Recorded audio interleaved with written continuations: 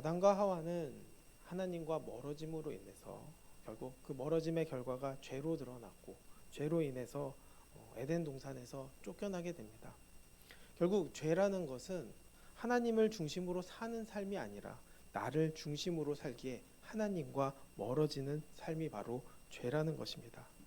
결국 악이라는 것 자체도 하나님과 멀어진 사람의 모습을 뜻하는 것을 의미합니다. 나쁜 짓을 해서 악하다라고 이야기하기보다는 하나님과 멀어졌기에 악하다라고 이야기를 하는 것이죠. 이제 그들은 에덴 동산에서 쫓겨납니다. 그러나 하나님께서는 또 역사를 이루어 가십니다. 아담과 하와 사이에서 아이가 태어납니다. 그 아이의 이름이 바로 가인입니다. 하나님께서는 아담과 하와의 죄로 인해서 하와에게 아이를 낳을 때 산고를 겪게 된다고 말씀하셨습니다. 그럼에도 불구하고 그녀는 여호와로 말미암아 아이를 낳게 되었다고 고백합니다. 결국 아이를 낳는 것도 하나님의 뜻 안에 있다는 것을 의미하는 것이죠. 산고를 분명 경험했지만 아이가 태어난 기쁨도 컸을 것입니다. 그랬는지 몰라도 그 아이의 이름을 소유하다라는 뜻의 에서라고 짓습니다. 이는 자기 자녀를 자기 것이라고 생각한 것이 아닌가, 이런 생각이 들게 됩니다. 하나님의 소유라고 이야기했으면 좋겠지만 내 소유라고 지었던 것이 아닐까 생각이 듭니다. 문제는 내 소유라고 여겨졌던 그 에서가 부모의 마음대로 잘 살지 않았던 것 같습니다. 서로 각자가 너는 내 소유고 또 그 자녀 입장에서 나는 내 인생이고 내 인생은 내 거라고 서로가 소유에 집착한 것이 아닌가 생각해 봅니다. 그러다 보니 갈등이 커졌을 것이고, 또 그로 인해 고통 속에서 아이를 낳았지만 키우는 과정에서 오는 그 고통이 더욱 가중되어 거기서 느끼는 실망감, 허무함 때문인지는 몰라도 둘째 아들의 이름은 아벨, 티끌, 공허함이라고 이름을 짓습니다. 그래서 그런지 아담과 하와는 아벨에게는 큰 기대를 하지 않고 키운 것은 아닐까, 이런 생각을 해보게 됩니다. 그리고 이제 그 아이들이 자라서 가인은 농사를 짓고 또 아벨은 양치는 자가 됩니다. 이제 세월이 지납니다. 땅의 소산으로 이들은 하나님께 제물을 드립니다. 이 세월은 시간이 지나 한 절기가 지난 후의 결과, 인생 전체로 계산했을 때 내 마음이 어디에 있는지, 내 인생 자체도 제물로 이해해서 하나님 안에 있는지 그것을 보게 된다는 것을 이야기합니다. 한마디로 이야기하면 어떻게 예배를 드리며 살았는지 이것을 평가하는 것이죠.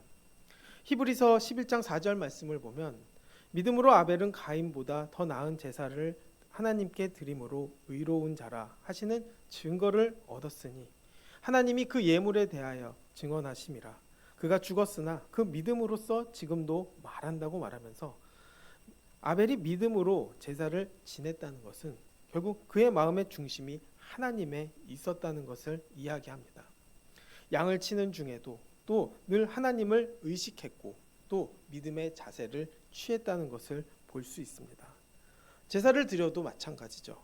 자기 중심적인 욕망의 태도로 제사를 드린 것이 아니라 하나님이 내 인생의 중심에 계시다는 태도로 예배에 임했을 것입니다. 그래서 하나님은 그에게 제물만 받은 것이 아니라 아벨과 그의 제물을 함께 받으셨다고 말씀하고 있습니다.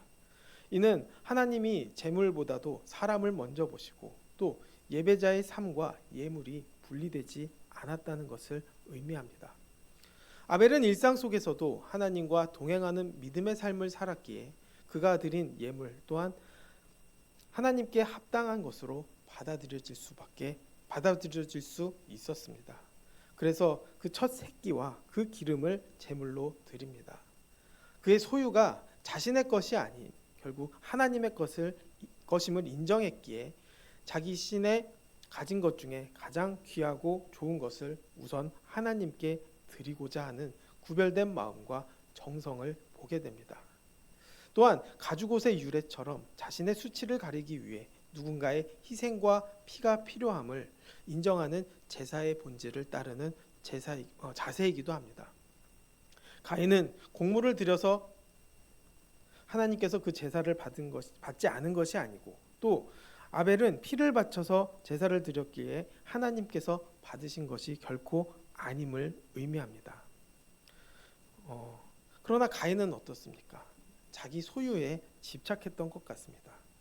결국 자기 소유에 집착했더니 그 모든 중심이 자신에게 있었다는 것을 보게 됩니다. 그래서 아벨의 제사는 받으시고 자신의 제사를 받지 않은 것에 분노합니다. 그 결과 그 자신의 문제에 대해서는 관심을 갖지 않고 하나님이 내 것을 받지 않은 것에 대한 분노가 앞서 그 동생 아벨을 죽이려고 한 것이죠. 오직 초점이 자기에게 있음을 보게 됩니다. 자기에게 집중했기 때문에 그의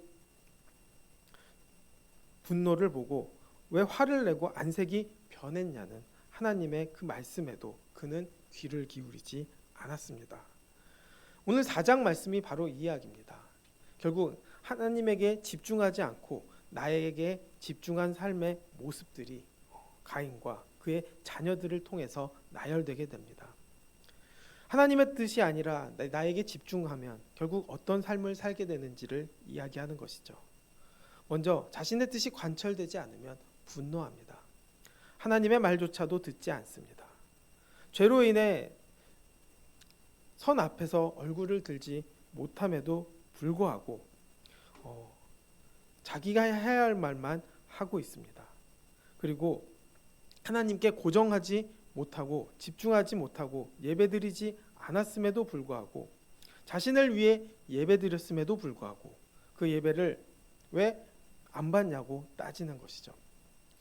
그리고도 그 길을 계속 가겠다고 하는 것이냐, 또 죄가 내 앞에 엎드려 있으니 다시 나에게 돌이켜 죄를 다스리라고 하나님께서는 다시 말씀하지만 그는 여전히 그 말을 듣지 않습니다. 여전히 자신을 묵상하고 또 죄를 묵상합니다. 나와 죄에 묵상하는 것은 결국 문 앞에 있는 죄가 문 앞에서 엎어지게 하는 일이고 또 악한 자에게 속한 일입니다. 나에게 집중하는 것은 결국 나를 숭배하는 것이 아니라 악한 자에 속하는 일이자 사탄을 숭배하는 일밖에는 되지 않습니다. 그렇게 죄를 묵상한 결과 그가 계획한 일은 결국 들로 자기 동생을 보내서 죽이는 일이죠. 이는 인류 최초의 살인이자 그것도 형이 동생을 죽이는 패륜 행위입니다. 하나님께서는 아벨을 죽인 가인에게 다시 말씀하십니다. 내 아벨이 어디 있느냐? 몰라서 물어보시는 것이 아닙니다. 결국 그 죄에 대해서 고백하라고 신문하시는 것이죠. 그럼에도 불구하고 그는 내가 알지 못한다며 거짓으로 하나님의 물음에 거짓으로 응대합니다. 이는 결국 진실 없는 자들이 자기를 증명하기 위해 사용하는 위선과 허세의 패턴임을 보게 되는 것이죠. 거기다가 내가 내 아우를 지키는 자이니까 이 답변은 결국 자신에게 집중하여 타인에 대한 무관심과 냉정함이 생김으로 인해 자신의 책임을 부정하는 것을 넘어 전지전능하신 신이 왜 아우를 지키지 않았냐고 따지며 하나님께 정면으로 도전하여 책임을 전가합니다. 자신의 역할을 부정하며 그 책임을 하나님께 돌리는 것은 결국 죄의 보편적인 경향을 보여주게 됩니다. 악한 모습의 특징이 바로 남에게 책임을 전가하는 것이죠. 자신의 죄를 인정하지 않습니다. 그 아버지 아담도 그렇지 않았습니까? 자신이 선악과를 먹은 이유가 저 여자를 보내신 하나님 때문이라고 그 죄의 문제를 전가한 것과 똑같은 모습입니다. 하나님은 아벨의 핏소리가 땅에서부터 호소한다고 말씀하시면서 그 죄의 결과로 가인에게 땅에서 저주를 받고 또 내가 밭을 갈아도 다시는 그 효력을 내게 주지 아니할 것이며 또 너는 땅에서 피하여 유리하는 자가 될 것이라고 말합니다. 농사꾼이었던 가인이 땅에서 저주를 받았다는 것은 이미 그의 직업과 삶의 기반을 잃었음을 의미합니다. 가인은 그럼에도 여전히 자신만을 생각합니다. 죄에 대한 회개를 하는 것이 아니라 자신의 죄가 가중하다고 여깁니다. 하나님의 공의로운 심판조차도 인정하지 못하는 것이죠. 사실 하나님께서 가인을 즉시 죽이지 않고 쫓아내신 것은 일종의 집행유예와 같은 하나님의 자비였음에도 불구하고 하나님의 자비를 생각하지 않고 여전히 자기를 생각하고 살았던 것입니다. 그렇기 때문에 그는 계속적으로 하나님께 마음 돌릴 생각이 없습니다. 14절 말씀을 보면 주께서 오늘 이 지면에서 나를 쫓아내시온즉 내가 주의 낯을 배웁지 못할 것이라고 말합니다. 여전히 하나님께 고개를 돌릴 생각이 없고 또 자신의 뜻을 돌이킬 생각, 자신의 뜻을 회개로 돌이킬 생각이 전혀 없습니다. 하나님 앞에 제가 잘못했습니다 하면 하나님께서는 돌이키시고 또 살려줄 기회를 주실 텐데 그는 전혀 그럴 생각을 하지 않았다는 것이죠. 그저 자기만을 생각해서 내가 땅을 피하여 유리하는 자가 될 것이고 물은 나를 만난 자마다 나를 죽일 것이라고 두려움과 불안에 사로잡힐 뿐입니다. 이에 하나님께서는 가인을 자기 죽이는 자에게는 7배의 벌을 받게 될 것이라며 표를 주고 죽임을 면하게 하십니다. 이 표는 당시 사람들에게 가인이 살인자임을 알리는 그 수치스러운 표시이기도 하지만 그럼에도 불구하고 그를 죽이지 못하게 막으시는 하나님의 돌보심과 자비의 표시임을 보게 됩니다. 하나님께서는 계속 기회를 주고 있다는 것이죠. 그럼에도 불구하고 그는 또 동쪽으로 떠나 노시라는 땅에 거주하게 됩니다. 노시라는 이름 자체가 유리, 방황, 그리고 슬픔입니다. 결국 하나님을 떠난 인생은 필연적으로 공허함과 정처 없는 방황을 겪게 되며 누군가 자신을 죽일지도 모른다는 극심한 두려움과 불안에 사로잡히게 됩니다. 농사꾼으로서 삶의 기반을 잃었기 때문에 정착하지 못하고 떠돌게 된 가인은 결국 생존을 위해 남의 것을 빼앗는 약탈의 역사를 시작하는 것이죠. 그럼에도 불구하고 여전히 돌이키지 못하고 또 하나님을 신뢰하지 못합니다. 그래서 스스로의 안전을 도모하기 위해 에녹이라는 성을 쌓기 시작합니다. 이는 인간의 불안을 해석하기 위해서 소유, 권력 이런 것들로 울타리를 만들어 스스로를 보호하려는 인본주의적 문명의 시작을 의미합니다. 결국 자신의 안전을 위해서 쌓은 성이 오히려 자신을 가두는 철책이 되는 모순을 낳게 된 것이죠. 이렇게 세대가 지나갑니다. 그리고 5대손인 람에게 이르러서는 그 죄가 더욱더 심화됩니다. 하나님께서 정하신 일부 일처제의 질서를 깨뜨리고 일부 다처제를 시작함으로써 가정을 복잡하고 또 상처 입게 만듭니다. 이는 인간의 필요와 욕망을 위해 하나님의 창조 질서를 거스르는 자기 중심적인 태도가 극대화된 모습입니다. 라멕은 그러면서도 뻔뻔합니다. 자신의 상처를 이유로 소년을 죽였다. 또 사람을 죽였다 이러면서 시를 씁니다. 바로 자신을 자랑하는 노래를 부릅니다. 그는 가인을 위한 벌이 7배라면 자신을 위한 벌은 77배일 것이라며 자신의 살인을 정당화하고 또 합리화합니다. 결국 교만의 정점을 보여주게 되는 것이죠. 이 단계에 이르면 결국 죄에 대한 그 죄책감, 가책은 사라지고 오히려 죄를 자랑하고 스스로를 신격화하는 모습을 띠게 되는 것이죠. 이런 모습들이 얼마나 많이 나타나게 됩니까? 사실 우리가 사는 사회에서도 그렇고 또 그때에도 달라진 것이 없다는 것이죠. 하나님을 떠난 그 모습은 결국 죄의 양성으로 드러나게 된다는 것입니다. 또 이것들이 확산하게 되는 것이죠. 그래서 불의, 추악, 탐욕, 악의, 시기, 살인, 분쟁, 사기, 악독 등의 모든 종류의 도덕적인 타락이 시작됩니다. 가장 끔찍한 점은 바로 이런 악을 행하는 사람들이 서로를 옳다고 두둔하며 죄의 생태계를 구축했다는 것이 가장 큰 문제라는 것이죠. 결국 가인으로부터 시작된 이 죄의 역사는 하나님께 고정되어야 될 시선이 자기 자신에게로 향하게 된 방향의 상실에서부터 시작됩니다. 이는 궤도를 이탈한 행성과 다를 바가 없습니다. 결국 돌아오려고 노력한다 할지라도 돌아올 수 없는 것이죠. 나를 스스로 보호하려고 하는데 어떻게 돌아올 수 있겠습니까? 더욱더 깊은 어둠과 혼란 속으로 빠져드는 비극적인 모습을 보게 되는 것이죠. 그렇기 때문에 우리 역시도 마찬가지입니다. 우리도 하나님의 뜻으로 살 것인가, 하나님과 떨어져서 살 것인가, 여기에 대해서 늘 생각해 보아야 합니다. 하나님께 집중하는 삶은 결국 하나님께서 기뻐하는 삶이고 하나님께서 받으시는 삶입니다. 아벨은 이로 인해서 죽임을 당했지만 오히려 죽음 앞에서 굴하지 않는 순교적인 자세를 취했다고 합니다. 그래서 그를 첫 번째 순교자로 이야기합니다. 그리고 죽음으로 끝난 삶이 아님을 오늘 말씀을 통해서 보게 됩니다. 그 피가 땅으로부터 호소하며 또 그가 가졌던 믿음으로써 결국 지금도 우리에게 말하고 있다고 이야기합니다. 아벨의 믿음은 세상을 떠난 후에도 사라지지 않고 또 세세 후손으로 이어지는 믿음의 계보의 기초가 됩니다. 결국 하나님께서는 이 죄로 인해서 다 망가질 상황이었지만 다시 회복을 준비하고 계시고 또 회복의 역사를 이루시려고 작정하셨다는 것을 보게 됩니다. 아벨은 어떤 사람입니까? 바로 자신의 존재를 하나님께 드린 삶이라는 것을 보게 됩니다. 하나님께 시선을 고정하고 흔들림 없는 확신을 가지고 살았다는 것을 보게 되는 것이죠. 그러나 가인은 어떻습니까?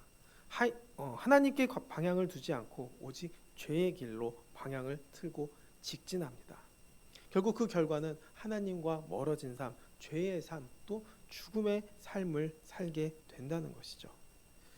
이 말씀을 통해서 결국 우리가 나를 돌아보게 되기를 원합니다. 나는 지금 아벨처럼 하나님께 집중하여 마음과 뜻을 다하여 예배를 드리는 그 에덴의 길을 가고 있는가? 아니면 가인처럼 나에게 집중하는 길을 가면서 예배를 드린다고 말하고 있으면서도 노새 길을 가고 있는 것은 아닌가? 사실 이 말씀을 전하고 준비하면서도 제 마음속에서 굉장히 많이 찔림을 경험합니다. 내가 정말 하나님을 위해서 열심히 준비하는 것인가? 마음과 뜻을 다하여서 준비하는 것인가? 여전히 여기서 내가 이야기하는 것들에 더 집중하는 것은 아닌가? 여러 가지로 생각해 보면 찔리는 것들이 많다는 것이죠. 진정한 참된 결말은 결국 그런 나의 죄성에서도 돌이키고 하나님께 돌이키고 바로 하나님을 바라보고 내 죄를 하나님 앞에 자백함으로써 깨끗함을 얻어야 되는 것에 노력해야 된다는 것을 알게 됩니다. 또 삶과 예배가 일치되는 참된 예배자로서 살아야 된다는 것을 보게 됩니다. 결국 우리의 삶 속에서도 아벨처럼 하나님을 의식하고 하나님을 바라보고 예배하는 자세로 살아야 하는 것이죠. 그저 교회에 와서 예배 1시간 드리고 돌아가는 것이 아니라 결국엔 그 삶 전체가 하나님께 드리는 예배가 되어야 된다는 것입니다. 그것이 집중되었을 때 결국 아벨의 길을 가는가 가인의 길을 가는가 우리는 구별할 수 있게 될 것입니다. 그럴 때 내가 내 죄를 고백하게 되고 하나님께 돌이키게 되면 하나님은 또 받아주시고 또 은혜로 깨끗하게 해주신다는 것입니다. 그렇다면 어떤 상황 속에서도 우리의 가장 중요한 것은 하나님을 바라보고 돌이키는 일임을 다시 한번 보게 됩니다. 구원의 길은 결국 하나님께 돌이키는 길이고 하나님을 의지하는 길입니다. 그 하나님을 의지함으로 깨끗해지는 것이고 그 은혜가 결국 하나님께서 기쁘게 받아주신다는 의인이라는 칭호를 받게 되는 것이죠. 결국 그 삶을 우리가 추구할 수 있게 되기를 바랍니다. 또 하나님께 늘 돌이키는 마음을 갖게 되기를 원합니다. 그로 인해서 진심으로 삶과 예배가 일치되는 참된 예배자로서 살아가게 되는 저와 또 우리 모두가 되기를 주님의 이름으로 축원합니다. 기도하겠습니다. 사랑과 은혜가 많으신 아버지 감사합니다. 우리가 결국 이 두 길이 있다는 것을 아는 것 자체가 은혜임을 알게 해주셔서 감사합니다. 우리의 삶이 결국 하나님께 집중하는 것이 축복이고 은혜이고 또 삶의 온전한 방향임을 다시 한번 기억하게 하시고 내 마음이 결국 하나님께 집중하여 삶 속에서 또 예배하는 그 자리에서 항상 예배자의 자리로 설 수 있도록 인도하여 주시옵소서. 죄의 길로 빠질 수밖에 없는 또 죄로 인해 죽을 수밖에 없는 죄로 인해 심판받을 수밖에 없는 인간의 인생을 다시 건지시기 위해 하나님께서는 또 역사하시고 인도하시고 일하고 계시고 돌이키게 하신다는 것, 그리고 우리를 기다리고 계신다는 걸 하나님 알게 해주심에 감사합니다. 이제는 우리의 마음과 뜻이 정말 주를 향하여 살아가는 삶을 살아가게 하여 주시옵소서.